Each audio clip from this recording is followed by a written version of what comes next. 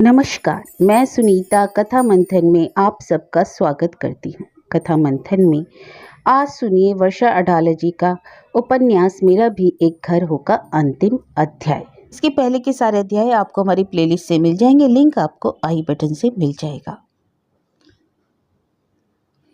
लीना, तू मेरे रहते मेरे लिए शादी कर ले बेटी, नहीं तो मैं शांति से।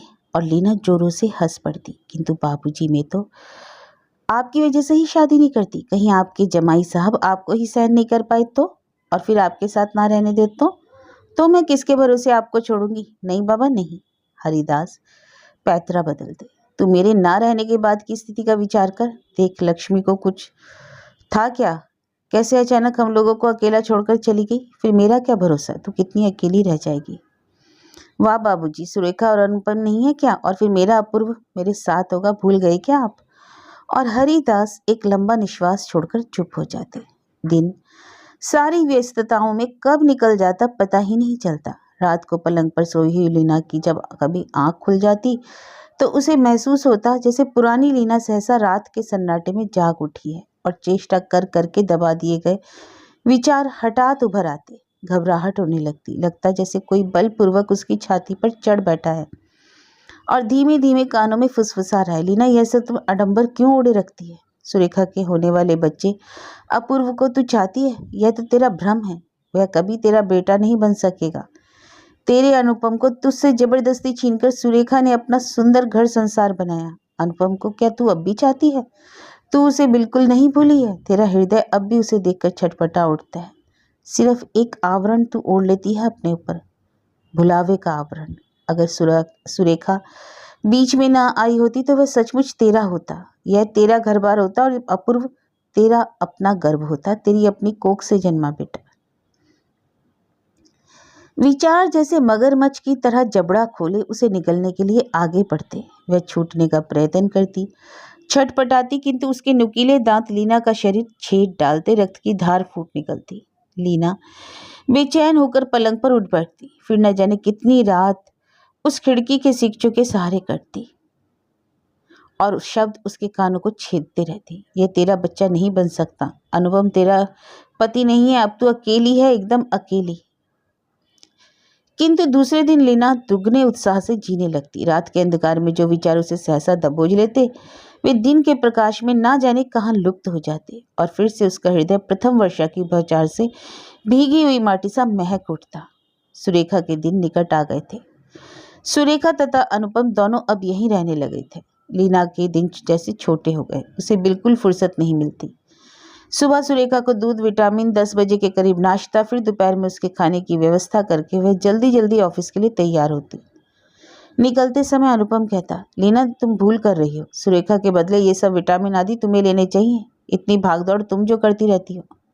भागदौड़ कैसी, मैं तो बिल्कुल ठीक हूँ। हरिदास भी अनुपम की हाँ में हाँ मिलाते। ठीक तो कहता है, तुम दूध के साथ बी कॉम्प्लेक्स की गोलियां स्वयं भी ले लिया करो। प्लीज बाबूजी बंद करिए अपना कथा पुराण, नहीं तो ऑफिस जाने के बदले मुझे यहीं बैठकर ओम हरि कहना पड़ेगा। और लीना उतावली से भागती। यदा कदा अनुपम भी उसके साथ ऑफिस के लिए निकल पड़ता, किंतु उसका ऑफिस लीना के ऑफिस से अलग दिशा में था, अतः वह दूसरी बस पकड़ता था। लीना को लगता ठीक ही है, अनुपम का रास्ता उससे अलग है, किंतु एक साथ एक ही घर में रहना फिर अनुपम से कितनी दूर भागा जा सकता है। लीना जब शाम को घर पहुंचती तो पाती अनुपम ऑफिस से पहले ही आ चुका है। अनुपम के सानिध्य में लीना को आत्मिक शांति मिलती। उसकी खूबसूरत बातों में वह उलझ जाती और उसे लगता उसके पास अनुपम की बातें सुनने के सिवाय कहने के लिए कुछ भी नहीं है शायद।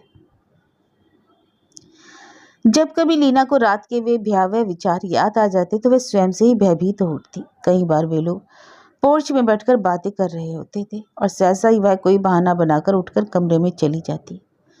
कभी ताश खेलते हुए भूले से अनुपम का हाथ उससे छू जाता तो वह स्पर्श उसे झंझना कर रख देता। हृदय एक अवर्णीय पुलकन से भर उठता। उसके मन को स्थिर करने की चेष्टा करती, ना जाने कौन सा असावधान क्षण उसकी अभिव्यक्ति बन जाए। अनुपम घर में ही रहता था। उसका उठना बैठना, खाना पीना, हंसना बोलना सब कुछ उसके एकदम निकट होता और यह सब अपने करीब महसूस कर उसका खून तेजी से दौड़ने लगता। कभी कभी वह स्वयं पर ही झुंझला उठती। अनुपम को उसने स्वयं अपनी छोटी बहन का पति स्वीकार किया, अपने हाथों से उसका ब्याह किया। फिर भी उसके प्रति इस तरह की भावना कितनी लज्जास्पद है। वह उसके लिए छोटे भाई की तरह है, जैसे सुरेखा वैसा है। पाप पुण्य और क्या है? सामाजिक मर्यादा, नैतिक मूल्य, रीति रिवाज, यह सब मनुष्य के द्वारा बनाए गए अपनी कमजोरियों के मर्यादित करने के नियम हैं, और उनसे हटकर तो आदमी गिर जाता है। नहीं नहीं, वह चीख उठती। पाप पुण्य अपनी सुविधाओं के अनुरूप लोग बांट लेते हैं। उन्हें जो चाहिए उसे वे पा ही लेते हैं, उसे पा लेने का अधिकार उन्हें है। सफल जीवन जीने के लिए त्याग नाम की कायरता नहीं, पा लेने का संघर्ष पहली शर्त है। लीना को लगता एक धनुष की प्रत्यंचा की तरह खिंचती सामान्य होती रहती है। उसका मन बस अदृश्य हाथों से खिंचता ही चला जाता। घबराकर वह सुरेखा के कमरे में चली जाती। बड़े हुए पेट वाली सुरेखा फीका चेहरा लिए पड़े पड़े कोई किताब पढ़ रही होती या बच्चों का खूबसूरत स्वेटर बुन रही होती। लीना उसके समीप बैठ जाती तथा धीमे स्वर में रेडियो ऑन कर देती। फिर या तो वह अपूर्व की बातें शुरू कर देती या फिर सुरेखा की पढ़ी हुई कहानी पर चर्चा करने लगती। स्नेह लगता वह शांत हो गई। सूखे हुए पत्तों की तरह दिन झड़ते रहे। एक दिन अनुपम ने ही उसकी इस व्यस्तता से चिढ़कर कहा, देखो लीना, अब तुम ऑफिस से छुट्टी ले लो। दिन भर की तुम्हारी इस भागम भाग में से दिल घबराता है। नहीं मानोगी तो मैं स्वयं जाकर तुम्हारे नाम का त्याग पत्र दे आऊंगा, समझी? वाह भाई, ऐसा कहो ना कि पार्ट टाइम काम करने वाली से काम नहीं चलेगा, फुल टाइम वाली चाहिए आपको। तुम मजाक समझ रही हो? सच कह रहा हूं मैं। और वह चिढ़कर बोलता। किंतु लीना ने छुट्टी ले ही डाली। अनुपम ने भी कुछ दिनों के लिए छुट्टी ले ली थी। कोई खास बाहर नहीं आता जाता था। हर किसी को आगंतुक की उत्सुकता थी। पता नहीं किस वक्त क्या आवश्यकता पड़ जाए, और वह दिन भी आ गया जिसकी प्रतीक्षा लीना अत्यंत उत्सुकता पूर्वक कर रही थी। एक आधी रात को अनुपम ने उसे आकर जगाया। लीना ने तो बस तूफान मचा दिया। अनुपम टैक्सी लेने दौड़ा। हरिदास भी उठ गए, किंतु उन्हें तो घर पर ही रहना था। लीना ने पहले ही से साथ ले जाने वाली जरूरत की चीजों का बैग तैयार कर रखा था। वह उसे लेकर बेचैनी से पोर्च में टैक्सी का इंतजार करने लगी। अनुपम तुरंत गाड़ी लेकर आ गया। दोनों ने मिलकर सुरेखा को टैक्सी में बैठाया। फिर लीना ने दौड़कर बाबूजी को सांत्वना दी। बिल्कुल घबराइएगा नहीं आप, मैं तथा अनुपम वहीं रहेंगे। शुभ समाचार मिलते ही आपको जल्दी से खबर करेंगे। अच्छा। और फिर बिजली की फुर्ती से वह टैक्सी में बैठ गई। उस पूरी रात सुरेखा प्रसव पीड़ा में तड़पती रही। लीना उसके करीब खड़ी सांत्वना देती रही। फिर कुछ संयम के लिए कमरे से बाहर चहलकदमी करते हुए अनुपम से उसके विषय में बतियाने लगती, ढांढस बंधाती। और ऐसे ही एक क्षण में नर्स कमरे से बाहर आई। आपके यहाँ लड़का हुआ है? नर्स की बात पूरी होने से पहले ही वह खुशी से उछल पड़ी। देखा ना, देखा, मेरा अपूर्व आ गया। लीना की आंखें सहसा छलक आई। अनुपम अवाक ही लीना का चेहरा देखने लगा। नर्स हंसती हंसती चली गई, और अनुपम ने पाया लीना भी जोर से हंस पड़ी, अश्रु से भीगी हुई हंसी। क्यों महाशय, चुप कैसे हो गए? रोज ताने तुक्के दे देकर मेरा दिमाग खा लेते थे। अब कहो, आ गया ना तुम्हारा शहजादा, मेरा अपूर्व। चलो अंदर चलें, मैं तो यहीं खड़ी खड़ी लेक्चर झाड़ रही हूँ। लीना सुरेखा के कमरे में आई। अत्यंत निर्जीव सा चेहरा, बंद पलके, प्रसव के बाद की थकान से अशक्त सुरेखा निढाल सी बिस्तर पर पड़ी थी, और उसके बेड से लगे झूले में रुई के गोले से मुलायम गुलाबी रंगत का छोटा सा बच्चा नन्ही नन्ही पलके मूंदे सो रहा था। सुरेखा के माथे पर ममता से हाथ फिरा लीना पालने के पास दौड़ गई। सुरेखा की तरह ही अंडाकार चेहरा, पत्ते गुलाबी होठ, अनुपम की तरह काले बाल। लीना को लगा खुशी से उसका हृदय छलक पड़ेगा। ओ मियाँ, बीवी के हालचाल बाद में पूछना, पहले इस गुलाबी गुटरगू को तो देख लो। पर एक बात सुन लीजिए, अपने मैले हाथ से इसे छुइएगा नहीं, बस दूर से देख लीजिए। हाँ। लीना ने मजाक भरे स्वर में अनुपम की खिंचाई की, और लीना की वह बात सच भी थी। हॉस्पिटल से घर आ जाने के पश्चात सुरेखा को अपूर्व के विषय में कोई चिंता नहीं करनी पड़ती थी। अपूर्व के आ जाने से उसकी जिंदगी में नई जान आ गई थी, नया उत्साह भर गया था, और वह हवा की तरह सारे घर में डोलती फिरती। अपूर्व के लिए आया रखने की अनुपम की इच्छा को उसने मना कर दिया। जहाँ तक मुझसे होगा, मैं अपूर्व को दूसरे के हाथ में नहीं सौंपूंगी। जब मुझे इसकी आवश्यकता महसूस होगी, मैं आपसे कह दूंगी, बस। सुरेखा कहती, दीदी, आप अगर मुझे इस तरह परवरिश कर देंगी तो मैं घर जाकर इसे कैसे संभालूंगी? मेरे से तो अकेले यह सब होगा भी नहीं, और यह मेरे पास रहेगा भी नहीं। अरे नहीं होगा तो मैं तो हूं ना, इसे मैं यहीं रख लूंगी। मैंने तुझसे कहा था ना, मेरी बात तुझे याद नहीं सुरेखा? सुरेखा सिर हिलाकर हंस पड़ती। अपूर्व तो आपका ही है, यह मेरा बेटा है, यह तो मुझे बिल्कुल महसूस ही नहीं होता। अपूर्व लीना का मन प्राण था। दिन रात जब की तरह उसके होठों से बस अपूर्व की ही रट निकलती। उसके लिए कपड़े लाने हैं, विटामिन खत्म हो रहे हैं, मालिश का तेल लाना है, सारी बातों का ध्यान रखना जैसे उसका ध्येय बन गया था। लीना ने जना जाने कहाँ कहाँ से ढूंढ ढूंढ कर बच्चों की किताबें लाई, डॉक्टर से सलाह लेती। अपूर्व कब तक खेलेगा, कितने बजे सोएगा, कब उसे कौन सा ड्रॉप्स देना है, सब चीज़ों की उसे चिंता रहती है। हरिदास कभी उसकी चुटकी लेते, लीना तो पागल तो अवश्य हो जाएगी एक दिन, लेकिन उससे पहले जो बिस्तर से लग जाएगी तो तेरी देखभाल कौन करेगा? सुनकर लीना मुंह बिगाड़ती। बाबूजी आप चुप रहिए, आपको बच्चा पालने के विषय में कुछ मालूम भी नहीं। सब कुछ नियम से करना पड़ता है, चाहे कितनी भाग दौड़ हो। यह तो सुकोमल फूल है। एकाएक घर में शांति छा गई। अपूर्व की रोने की आवाज एकदम बंद हो गई। लीना को महसूस हुआ जैसे वह किसी वीरान खंडर में नितांत अकेली खड़ी है। भयानक खामोशी उसे अभी अभी निगल जाएगी। दबे पैरों से वह सुरेखा के शयन कक्ष की ओर बढ़ी। दरवाजा आध खुला था। चादर, तकिए, गद्दे सब के सब एक दूसरे पर फीके पड़े थे और पलंग के पायों के करीब औंधे मुंह सुरेखा पड़ी थी। आस पास खून की बूंदें, टूटे कांच के टुकड़े उसे दिखाई दिए। लीना अत्यंत घबरा उठी। इतने में सुरेखा के मुंह से एक दर्द भरी चीख निकली। लीना तुरंत उसके करीब दौड़ी। किसी तरह उठाकर उसने सुरेखा को पलंग पर लिटाया।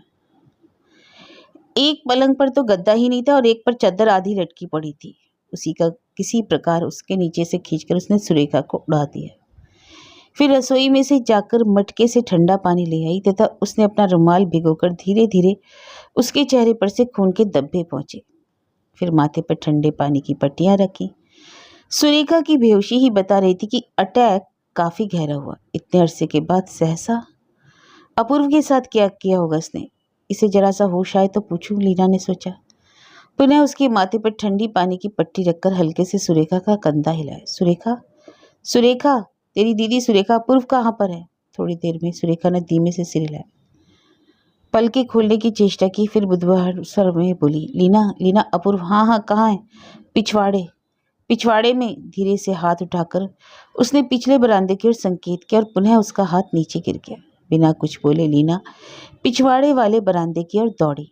ड्राइंग रूम में से एक दरवाजा पिछवाड़े की ओर खुलता था, वह बंद था। उसने झटपट दरवाजा खोला तो पाया बरामदे की सीढ़ियों पर बैठा बैठा अपूर्व रोते रोते थककर झोंके ले रहा है। उसके आंखों और गालों पर आंसू चिपक गए, बाल बुरी तरह बिखरे थे। लीना ने तुरंत उसे उठाकर अपनी छाती से चिपका लिया। उसकी आंखें खुशी से छलक उठी। ईश्वर जिसका रखवाला है उसका कोई क्या बिगाड़ सकता है। अपूर्व को गोद में लिए वह सुरेखा के शयन कक्ष में आई।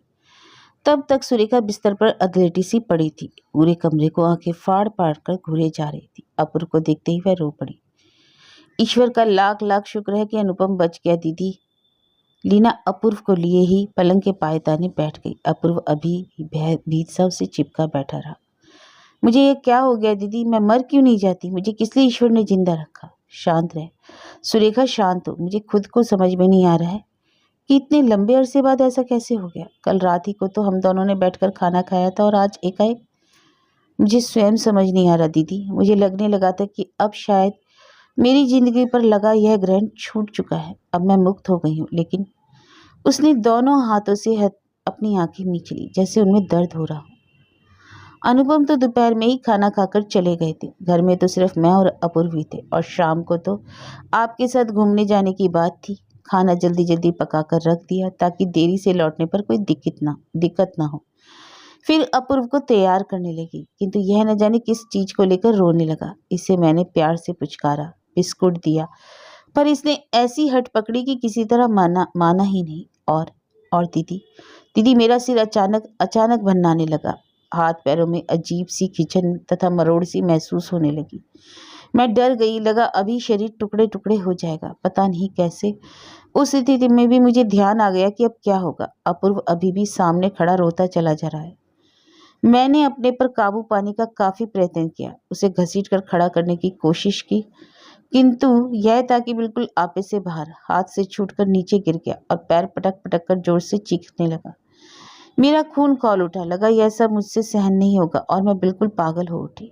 लीना अपूर्व को कंधों से चिपका उसे धीरे धीरे थपकती जा रही थी तथा सुरेखा की बातें सुनती जा रही थी। अपूर्व सो गया था। ओह, इस समय वह बात याद आती है तो हृदय कांप उठता है। मुझे एकदम लगने लगा कि यह आवाज मैं सहन नहीं कर सकूंगी। अपूर्व का गला जब तक नहीं दबा दूंगी तब तक शांति नहीं मिलेगी। मैं विक्षिप्त सी उसके पीछे दौड़ी। अपूर्व जरूर भयभीत हो उठा होगा। वह पिछवाड़े के बरामदे की ओर भागा। मैं उसे पीछे पकड़ने के लिए भागी, किंतु ईश्वर की कृपा मैं तिपाई से टकराकर गिर पड़ी।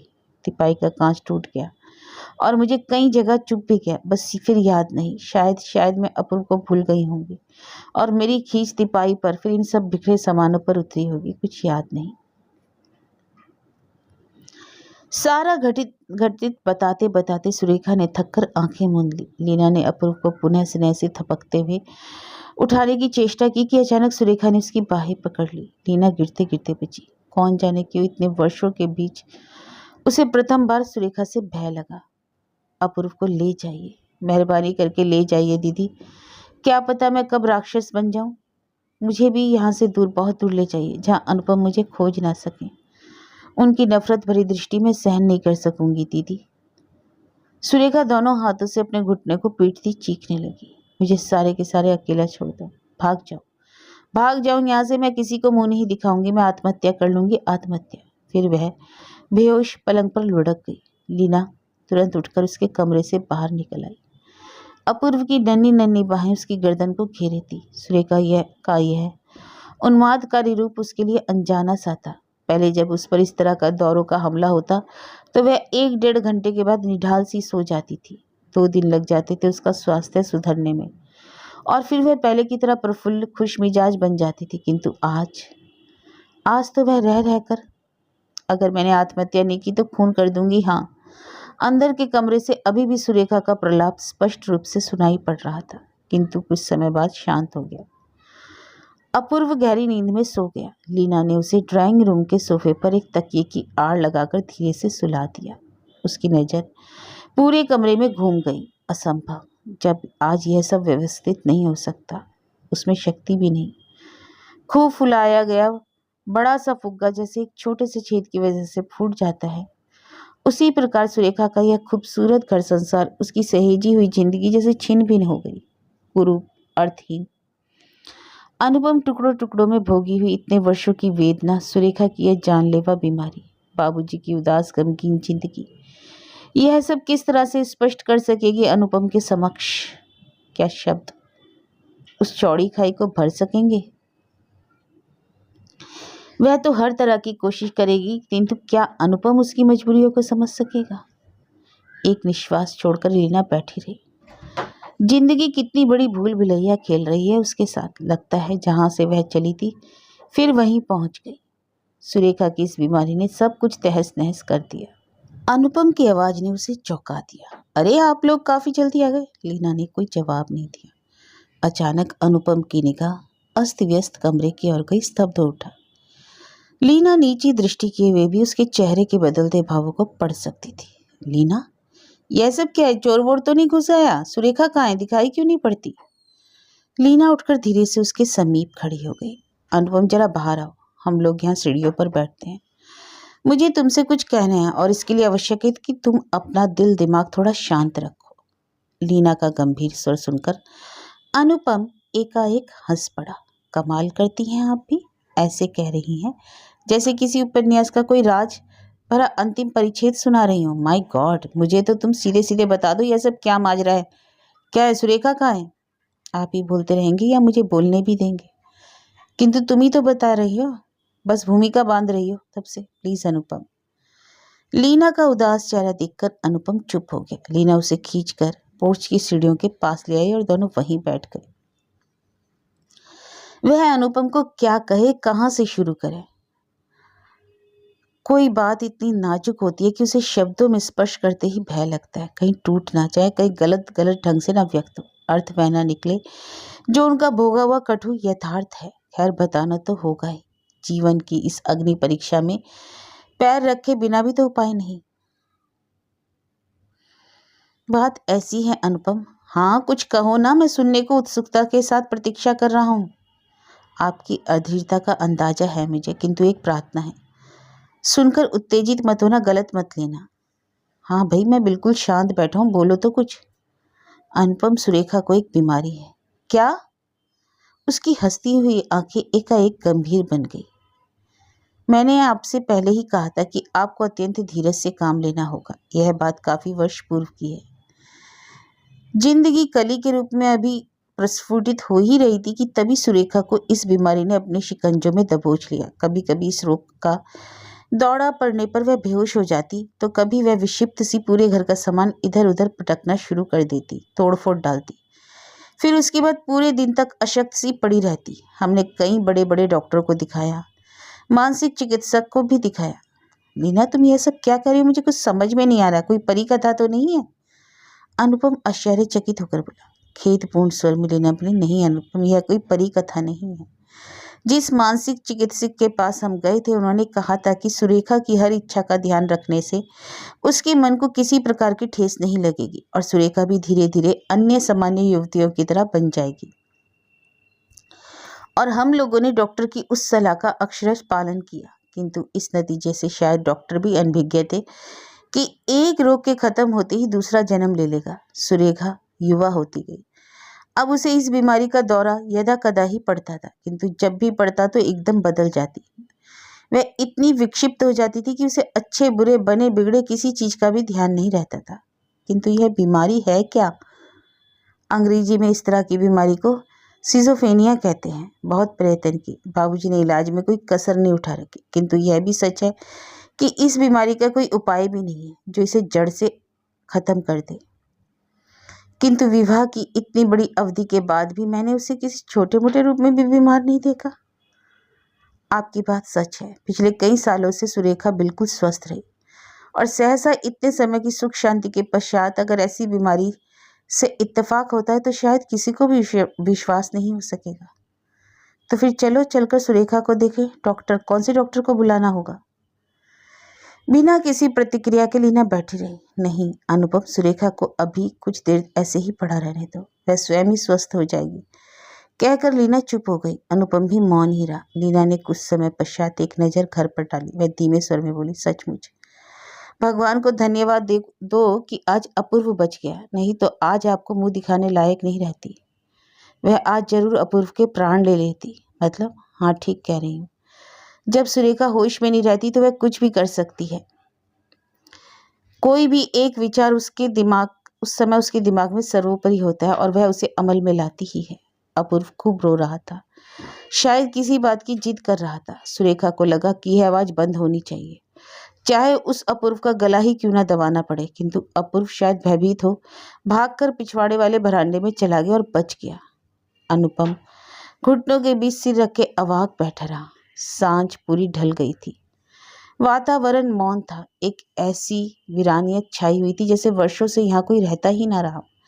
अचानक अनुपम ने मौन तोड़ा। मुझे सुरेखा से मिलना है। लीने का मन हो रहा था। वह कहते, रहने दो अनुपम, अपनी खूबसूरत पत्नी को तुम इस विक्षिप्त अवस्था में देख नहीं सकोगे शायद। किंतु वह कुछ बोली नहीं। जख्म खुला हुआ था, खून बह रहा था, मरहम पट्टी करनी ही होगी। वह उठ खड़ी हुई, सुरेखा के कमरे की ओर बढ़ी। दरवाजे का पल्ला पकड़कर वह थोड़ी देर ज्यों की त्यों खड़ी रही। उजाड़ खंडर जैसी शांति थी। कांपते हाथों से दरवाजे का दूसरा पल्ला खोलकर वह बाजू में पड़े एक स्टूल पर बैठ गई, किंतु अनुपम वही का वही झड़वत हो गया। वह फटी हुई आंखों से सुरेखा को देख रहा था। शांत, नाजुक, प्यारी सी सुरेखा। उसे याद आ गई। और यह सुरेखा कितनी भयानक, उसका चेहरा। अनुपम एकाएक भयभीत हो उठा। अचानक सुरेखा के मुंह से एक दर्द भरी चीख निकल पड़ी। इसे जल्दी से यहाँ से ले जाओ, मुझे अनुपम को मुंह नहीं देखना, गला दबा दूंगी, गला। लीना और अनुपम तुरंत कमरे से बाहर निकल आए। दरवाजा बंद कर दिया। लीना पुनः जाकर सीढ़ियों पर बैठ गई। अनुपम भी पैंट की जेब में दोनों हाथ घुसेड़े ना जाने की सोच में डूबा उसके बगल में आकर बैठ गया। लीना ने धीरे से अनुपम के कंधों पर हाथ रख दिया। तुम अब क्या करना चाहते हो? थोड़ी देर तक वह अनुपम के कुछ बोलने की प्रतीक्षा करती, फिर बोली, अब तुम क्या करना चाहते हो अनुपम? वह अनुपम को देख रही थी। उसे लगा यह शांति, यह मौन वाचाल है। उसे खुद पर आश्चर्य हुआ कि इतनी हिम्मत उसमें कहाँ से पैदा हो गई। इतनी स्पष्टता से वह व्यक्त कर सकी, शायद जिंदगी ने उसे समझा दिया। उस हार ने उसे ताकत दी थी जो उसने सदा अपने हिस्से में झेली है। उसने उसने अनुपम को सब कुछ बता दिया। खेल खत्म हो गया था, अब नतीजे की प्रतीक्षा थी। अनुपम ने धीरे से अपना सिर उठाया और कहा, मैं क्या करना चाहता हूँ। अचानक उसके चेहरे की वह प्रफुल्लता, आवाज में गर्मजोशी, सब कुछ बर्फ सा जम गया। मुझे मुझे क्या करना चाहिए? शायद मैं स्वयं से उससे अनभिज्ञ हूँ, या क्या करना चाहिए तुमसे यह भी नहीं समझ पा रहा हूँ। मैं तो आपसे बस इतना ही कहना चाहती हूँ कि आप अपने निर्णय के लिए स्वयं मुख्तियार हैं। जो भी आपको ठीक लगे कह सकते हैं। बस आपसे एक बात की प्रार्थना है कि हम लोगों को गलत ना समझें, और आपको भुलावे में रखने वाली भावना इसके पीछे बिल्कुल नहीं थी। तो फिर मुझसे क्यों छिपाई गई यह बीमारी? इसकी बीमारी, इसका भोगना, यह सब अपनी जगह पर ठीक है, किंतु तुम में से किसी ने भी तो इस बाबत जरा सी भनक तक नहीं लगने दी मुझे। अनुपम का स्वर उत्तेजित था। अनुपम, प्लीज आप मुझे समझने की कोशिश कीजिए। बाबूजी अपने मुंह से तो यह बताने से रहे, उनके जीवन का यह ऐसा दुखद प्रसंग है जिसने उनसे जबान ही छीन ली। घर में दो दो ब्याने लायक लड़कियां नहीं। अनुपम, आप उनकी हताशा, उनकी व्यथा मुझसे मत कहलवाओ। और सुरेखा? अनुपम ने कहीं और ताकते हुए पूछा। उसका चेहरा, मन इस अप्रत्याशित आघात से टुकड़े टुकड़े हो उठा था। लीना का हृदय विचलित उठा। उसे महसूस हुआ वह अनुपम के करीब होते हुए भी कितनी दूर है। अनुपम, तुम एक बार कल्पना करके तो देखो, सुरेखा तुम्हें चाहती थी। अपनी बीमारी से त्रस्त, थकी हारी, उबी हुई सुरेखा के लिए सहसा नई जिंदगी के द्वार खुल रहे थे। जहां अंधेरा ही अंधेरे था, वहां हल्की सी प्रकाश की किरण उभर रही थी, जो उसकी अपनी जिंदगी की एकमात्र रोशनी थी। सहसा पाई हुई खुशी। और ऐसे समय वह अपने को दुर्भाग्य की बात आपको कैसे बताती? क्यों? क्या सुरेखा को यह भय था कि उसके दुर्भाग्य की यह बात सुनकर मैं उससे शादी करने से इनकार कर दूंगा? अनुपम के स्वर में अजीब सा कंपन था। उसने अपना चेहरा उठाकर लीना की ओर प्रश्न भरी दृष्टि फेंकी। लीना उसके मन में चल रहे मंथन से अपरिचित नहीं थी। शायद अनुपम की जिंदगी में यह पहला हादसा हो जिसने उसे विषाद की कालीमा से पूरी तरह ढक लिया, विचलित कर दिया। वह और बाबूजी तो इन सारी प्रक्रिया से अच्छी तरह गुजर चुके हैं, पर अनुपम की स्थिति से वह वाकिफ है, समझ सकती है। भीगे स्वर में बोली, नहीं, यह बात नहीं। सुरेखा को आपके पर भरोसा नहीं था। शायद भरोसा उसे अपनी किस्मत पर नहीं था। वह क्या करती, कैसे कहती? आप इसी स्त्री के हृदय से कदाचित परिचित नहीं है। अपने सर्वस्व को खो देने का भय। एक मलान हंसी हंस दिया अनुपम। लीना का घुमड़ता हुआ मन बूंद बूंद बनकर आंखों से बह चला। दूसरों के समक्ष रो पड़ने में उसे हमेशा शर्म लगती थी, किंतु आज उसे इसका भान ही नहीं था। तुम स्त्री हृदय की बात करती हो, किंतु तुम लोग पुरुष को समझने का दावा कैसे करती हो? आज मेरी जगह अगर तुम होती तो शायद समझ सकती कि मुझे कितना गहरा आघात लगा है। प्रेम के सिवा भी तो मान, अपमान, श्रद्धा संबंधी जैसी चीज भी तो दुनिया में होती है। उसका रंच मात्र आभास भी है तुम्हें। मैं सुरेखा की जिंदगी का एकमात्र सहारा सही, आधार सही, किंतु इस बात को जरा अलग रखकर सोचो। शादी के समय या शादी से पहले अगर तुम लोगों ने इन सब बातों का जिक्र किया होता तो उसी समय मेरे प्रेम की कसौटी हो गई होती। अगर मैं सुरेखा को सच्चे मन से प्यार करता होता तो मैं उन सारी बातों के बावजूद उससे शादी करता। अगर नहीं तो उसी समय मेरे कदम उसके विश्वास को तोड़कर पीछे हट जाते। अब इन सारी जिम्मेदारियों को सिर्फ ढोते रहने से क्या बात हो सकती है? अनुपम कहते कहते उत्तेजित हो उठा। लीना समझ गई थी कि उसके पुरुषत्व को चोट लगी थी, उसका विश्वास को धक्का लगा था, उसके स्वाभिमान को तुच्छ समझा गया था। जिस प्रेम को वह अपना गौरव समझ रहा था उसी से धोखा हुआ। शायद सुरेखा को अपने प्रेम पर विश्वास नहीं था, या अनुपम के प्रेम पर शक था। प्रेम में किसी भी दुराव छिराव के लिए कोई जगह नहीं होती, लेकिन अनुपम के साथ वही किया गया था। जीवन की शुरुआत में ही उसे छला गया। सच ही सुरेखा ने कितनी बड़ी भूल की। अब अनुपम क्या करेगा? अब शायद सुरेखा, अनुपम, लीना का गला रूंध गया। भय आशंका से विहल उठी। सच कहती हूँ लीना, इतने वर्ष, इतनी पुरानी यह बात सुरेखा ने अगर मुझे बताने की हिम्मत ना की तो क्या कोई भी यह नहीं बता सकता था?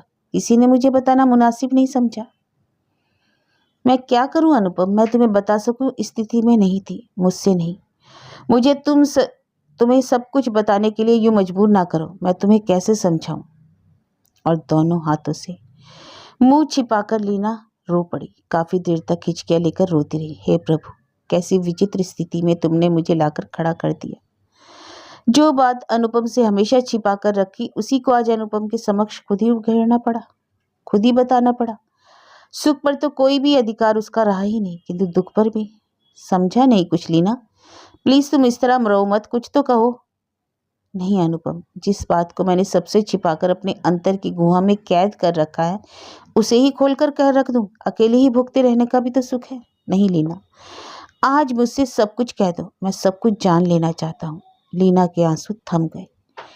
एक उबाल के बाद शांति उसके चेहरे पर उभर आई थी। सत्य हमेशा मीठा नहीं होता अनुपम, कभी कभी सत्य को छिपाकर रखने में सबकी भलाई होती है।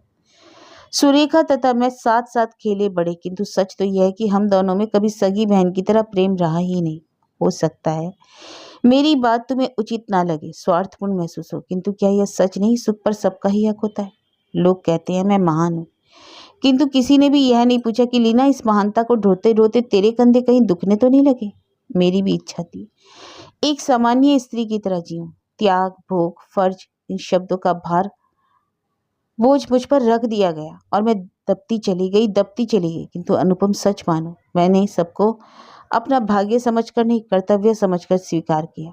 जिंदगी में सब कुछ इच्छित प्राप्त नहीं होता, और तुम ऐसे समय में मेरी जिंदगी में आए। हृदय आम प्रथम वीर की तरह सुगंधित हो उठा। नहीं अनुपम, आज मैं तुमसे कुछ नहीं छुपाऊंगी। तुमने मेरे अंतरपट में संकोच का पर्दा हटा दिया। अब मैं जो भी हूँ, जो थी, उसे दिखाने में मुझे कोई लज्जा नहीं। मैं तुमसे मिलती थी, बातें करती थी, देखती थी, मेरा मन एक अनजानी खुशी से मुग्ध हो उठता। लगता था जो दिन बीत गए वे कितने बुझे बुझे से थे। अब जो कुछ तुम्हारे सामीप्य में व्यतीत हो रहा है, वह भी मेरी सांस है, मेरा सब कुछ, प्रकाश की एक ऐसी किरण जिसने सारे अंधेरे को अपने उजाले में डुबो दिया। अनुपम, वे दिन आज भी याद करती हूँ तो पागल हो जाती हूँ। मैं और कुछ तो नहीं समझ पाती, लेकिन यह सच था, मैं तुम्हें अपनी संपूर्णता से, समग्र अस्तित्व समेत प्यार करने लगी थी। मुझे लगता था मेरा एक पति हो, एक छोटा सा प्यारा सा घर हो, एक प्यारा बच्चा, मेरा अपना संसार, लीना नाम की एक लड़की का अपना घर। लीना बोलते बोलते हाँफ उठी, उसके होठ थर्रा रहे थे। एक लंबी यात्रा के पश्चात की थकन जैसे अंग अंग को शिथिल कर गई। कुछ देर बाद वह थोड़ा अकड़ कर बैठ गई, जैसे पुनः कहीं से कोई शक्ति मिल गई। आज सब कुछ बताने बैठी, फिर यह आखिरी आवरण क्यों? अनुपम, सुन रहे हो ना? और ऐसी ही एक अंधेरी रात में सुरेखा ने मुझसे अनुपम को मांगा था। तुम शायद कल्पना नहीं कर सकोगे मेरे हृदय ने कैसी वेदना झेली थी उस समय। उसका अनुभव शायद मैं शब्दों में कभी व्यक्त ना कर सकूं। इतने वर्षों से मेरे पास मेरा कहने लायक कुछ भी तो नहीं। अपनी आशाएं, अपने सपने, मैंने सब कुछ सुरेखा को दान कर दिया। सुरेखा ने मेरे सोए हुए अभिमान पर पैर रख दिया और पछाड़ खाई नागिन सी मैं उसे डसने के लिए तैयार हो गई थी। मैंने सुरेखा से कहा था कि मैं अनुपम को बता दूंगी कि तू एक बीमार लड़की है। तब सुरेखा ने क्या जवाब दिया? अनुपम ने धीरे से पूछा। मैंने सुरेखा को ऐसे धमकाया, इस पर मुझे जरा भी शर्म या संकोच नहीं। जब कोई बात जान पर आ जाती है तो कोई कुछ भी कर सकता है। उसने भी जवाब दिया, मान लो अनुपम मुझसे शादी नहीं करेगा, किंतु यह भी कटु सत्य है कि वह तुमसे भी शादी नहीं करेगा। और तभी मुझे महसूस हुआ कि तुम दोनों बहुत आगे बढ़ चुके हो और मैं बहुत पीछे रह गई। अब हवा में हाथ पैर मारने से कुछ नहीं बनेगा। अनुपम, सुख हमेशा से मेरे लिए मृग मरीचिका बना रहा। वह मुझसे दूर भागता रहा, मैं पीछे पीछे दौड़ती रही। अंत में थक गई, हार गई। मेरे पैरों में अब उतनी शक्ति नहीं रह गई कि मैं ठीक से खड़ी रह सकूं, जिंदा रह सकूं। मैंने सारी जिंदगी से समझौता कर लिया। अनुपम लीना के समीप खिसक आया। उसने धीरे से उसका चेहरा ऊंचा किया, अपनी उंगलियों से उसके आंसू पोंछ डाले। लीना का हाथ अपने हाथों में लेकर स्वर में पुकारा, लीना। अनुपम के हाथों में लीना तुरंत अपना हाथ खींचकर अनुपम की आंखों में देखा। नहीं अनुपम, नहीं, इस तरह मुझे मत देखो, मैं डगमगा जाऊंगी, सहेज नहीं सकूंगी। ईश्वर के लिए मुझे कसौटी पर मत कसो, मैं तुमसे कमजोर हूं, एकदम खोखली। लीना अनुपम की बगल से उठ खड़ी हुई। नहीं लीना, तुम्हें कसौटी पर कसने की हिम्मत मुझ में कहाँ? यह तो मेरी कसौटी का वक्त है।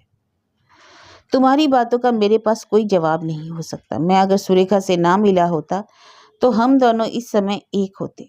तुम मुझे अच्छी लगती थी, तुम्हारे आत्मविश्वास ने मुझे आकर्षित किया था। कुटुंब के लिए नौकरी, सारी परेशानियों को हंसते हंसते झेलना, सब जानता था। इन सब पर मैंने कई बार विचार किया, तुम्हारे विषय में सोचता भी था, किंतु उसी समय सुरेखा से भेंट हो गई। तुमसे एकदम अलग, कोमल, दुबली, कमजोर, किंतु अत्यंत सुंदर, किसी भी पुरुष को जीत ले ऐसी नहीं। तुम ठीक कह रही हो, अब इन सब बातों का कोई अर्थ नहीं। मनुष्य को सब कुछ समझ बूझ लेने के लिए जिंदगी में पूरा समय नहीं मिलता, उसमें से बस कुछ क्षण ही उसके हिस्से आते हैं, कुछ मिनटों के लिए, और कुछ क्षणों में बंधा हुआ पूरा जीवन। लीना अनुपम के कंधे पर सर रखकर रो पड़ी। अनुपम बिना कुछ बोले उसकी पीठ सहलाता रहा, वह रोती रही। उस रात को लीना ने हमेशा की तरह सुरेखा को बस आराम करने दिया, किंतु सुबह तक भी सुरेखा सामान्य नहीं हो पाई। पिछली रात की स्थिति अभी तक उसमें विद्यमान थी। अपूर्व तथा अनुपम को देखते ही चीखें मारना शुरू कर देती। हार कर उसे कमरे में बंद करना पड़ा। लीना ने देखभाल में कोई कसर नहीं उठा रखी थी। अपूर्व को तो हर वक्त अलग रखना पड़ता था। कई बार अनुपम भी हिम्मत हार बैठता, उसे भी सांत्वना देनी पड़ती। सुरेखा तूफान बरपा कर रख देती, तोड़फोड़ कर डालती। पता नहीं कैसा अमानुषी बल उसके भीतर समा गया था। बंद दरवाजा हिलाकर रख देती, सब भयभीत हो उठते। एक बार लीना सुरेखा के कमरे में बंद करके कुछ खरीदारी करने के लिए बाहर गई। उसने नौकरी छोड़ दी थी। अनुपम अब उसे नौकरी करने नहीं देना चाहता था। केसर अपूर्व को लेकर कहीं घूमने गई थी। घर पर अनुपम भी नहीं था और अचानक सुरेखा पर भयानक दौरा पड़ा। दरवाजा पीट पीट कर उसने भयंकर चीखों से घर सिर पर उठा लिया। हरिदास बाहर वाले बरामदे में व्हील चेयर पर बैठे थे। तभी सुरेखा ने दरवाजे को ऐसा पीटा कि एक पल्ला उखड़कर धड़ाम से नीचे गिर गया। वह चीखें मारती हुई निकलकर रसोई घर में घुस गई तथा वहां पटका पटकी करने लगी। हरिदास निरुपाय बैठे रहे। वे कर भी क्या सकते थे? सुरेखा अगर उन पर आक्रमण कर बैठे तो वे भी तो कुछ नहीं कर सकते। इत्तेफाक से उसी समय लीना आ गई। सुरेखा की चीखों ने उसे सारी स्थिति का भान करा दिया। उसने दौड़कर रसोई घर का दरवाजा बंद कर दिया। बस उसी रात बाबूजी के लाख समझाने, तर्क वितर्क देने के बावजूद लीना ने सुरेखा को मेंटल हॉस्पिटल में दाखिल कर देने का निर्णय लिया। अनुपम के कहने के लिए तो कुछ था ही नहीं। तुम ठीक ही कहती हो लीना, सिर्फ सुरेखा का ही ख्याल रखकर कोई निर्णय लिया जाए यह नहीं चाहूंगा। सुरेखा के अलावा इस घर में अपूर्व है, केसर है, बाबूजी है, तुम हो, मैं हूँ, सभी का ध्यान रखना होगा। फिर सुरेखा को मेंटल हॉस्पिटल में रखना जितना हम लोगों के लिए हित में होगा, उससे कहीं अधिक उसके हित में है, जो उसके स्वास्थ्य के लिए अत्यधिक जरूरी है। सुरेखा को जिस रात मेंटल हॉस्पिटल में दाखिल किया गया, उस रात पूरे घर में एक अजीब सी गमगीनी छा गई। किसी ने मुंह में कौर भी नहीं दिया। अपूर्व को गोदी में सुलाकर लीना थकी थकी सी पोर्च की सीढ़ियों पर आकर बैठ गई। रात काफी हो रही थी। लीना, अनुपम का स्वर सुनकर लीना चौंक गई। आप अभी तक जाग रहे हैं? तुम किस लिए जाग रही हो अभी तक? अनुपम ने लीना को गोदी में दुबके हुए अपूर्व को स्नेह से थपथपाते हुए पूछा। मेरी एक प्रार्थना है लीना, कहने का अधिकार तो मुझे नहीं, फिर भी कह रहा हूँ। अनुपम का स्वर विषाद से ओतप्रोत था। कहो अनुपम, मुझसे कुछ भी कह सकने का अधिकार तुम्हें है।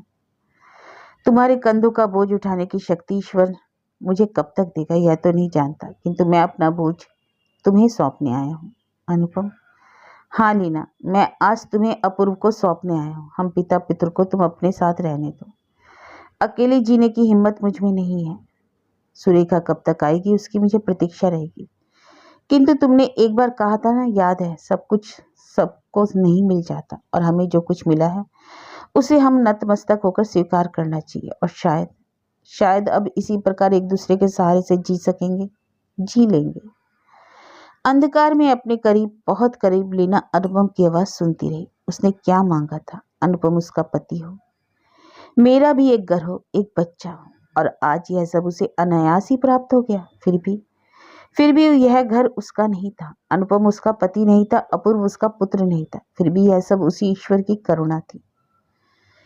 लीना ने झुककर अपनी गोद में सोए हुए अपूर्व का मुंह चूम लिया।